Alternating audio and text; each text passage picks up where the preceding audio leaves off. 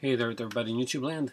Recently, I watched the short film "The Wish" by Zooma Jr. And if you've seen, you watched my videos for a while, then you know that right behind me on that screen, yes, that is the filmmaker for this movie. And I've reviewed, I think, all of his other movies as well.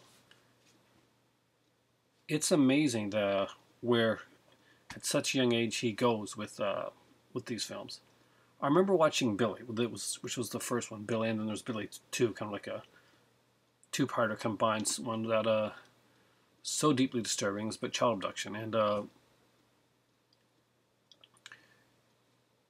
certain things came to me when I was watching it, and then when I reviewed his second film, well, I guess his third for me, the Horror House. Uh, Horror House had that kind of same certain thing that came out again, and in this one too, The Wish.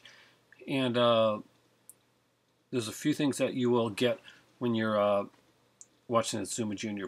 Film, and that is one, it is going to be dark, disturbing subject matter. Two, it's going to be well shot. And three, music selection is going to be excellent. Music is really going to suit it. Zoom Jr. is a very young filmmaker who has, man, right from the beginning, it's been incredible. For me, I think Billy still, I guess since it's the first one I saw, is still my favorite. But they're all so uniquely different. The Wish is his latest production, and this one here deals with, well, it deals with child abuse. So it's not an easy watch for some people because not only does it deal with it, it deals with it really well and really, really realistically. Zuma Jr.'s dad plays dad in the film, Zuma 126, and I'll be linking the movie down below. He does actually, all the acting here is, I gotta say, is incredible. There's no one in this one that I think there was no weak link acting wise at all. This was a solid film. What to say? How to go with this first? It goes into amazingly dark spaces, and it was uncomfortable to watch for all the right reasons.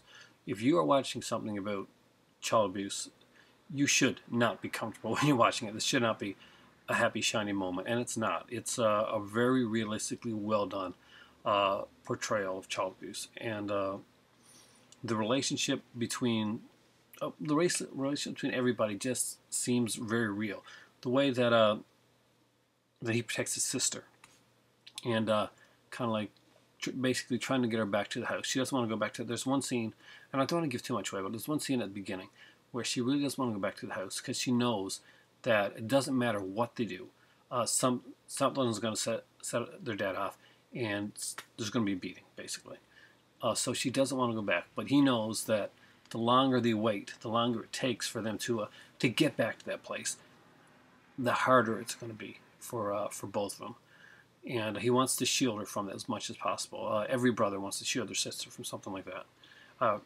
Every brother wants to shield their sister, hopefully. And as a brother with two sisters and many sisters through my better half, who I consider my sisters as well, I definitely know that feeling. And oh my God, it's you just have to watch it. It's a short film. It's about 21 minutes long, and it gets it all in there. I mean, it's this kid, if he keeps going in the way that he's going to produce some really, really good, really dark and disturbing horror. Definitely something to watch for. I mean, if you haven't seen the other films, seriously go back and watch them. They'll all be on the channel. Billy will be on there.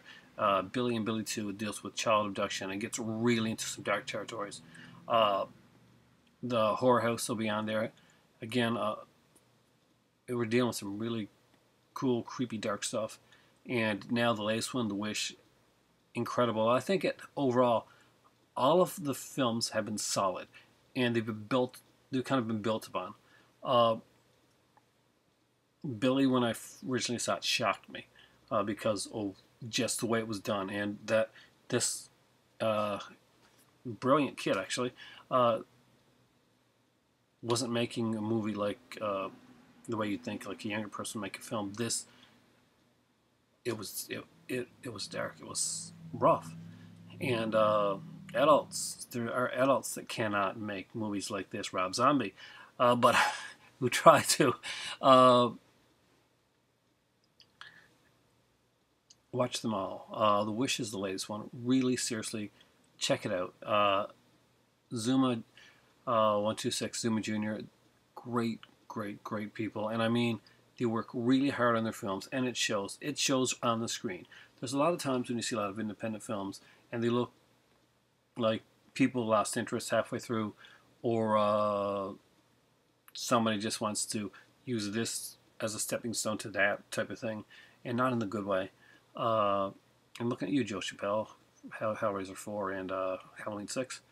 But it really shows he loves making these films.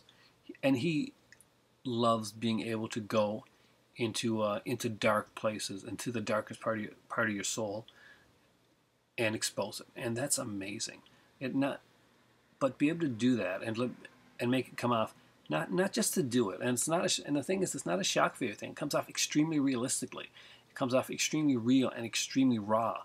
And with the skill behind the camera as well. I mean, the shots that are done within it. There's some very creepy shots. There's some dream shot sequences here that kind of creep me out, actually.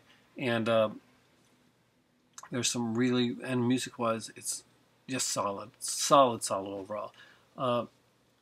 If you have not yet checked out Zooma 126's channel, I'm going to link it in the description box below. And consider it a personal favor. If you went over and watched and commented on at least The Wish, I mean, seriously, it should be watched, but every one of those videos definitely should be watched.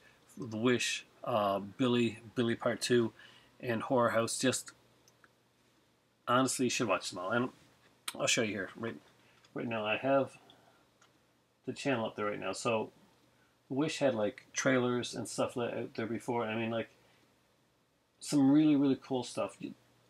That it's amazing what he's done. Literally, it's amazing. And The Wish runs at here it is, 21 minutes and 48 seconds, and you're gonna thank me for it.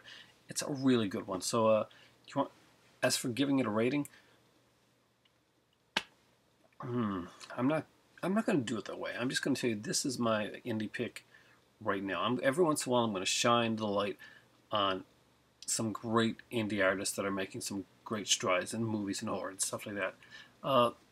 If you like your horror like more serious, if you like kind of a darker slant to your horror, if you don't mind going into those places, and you should. I mean, like so many films do that nowadays and do it so well. And this is no.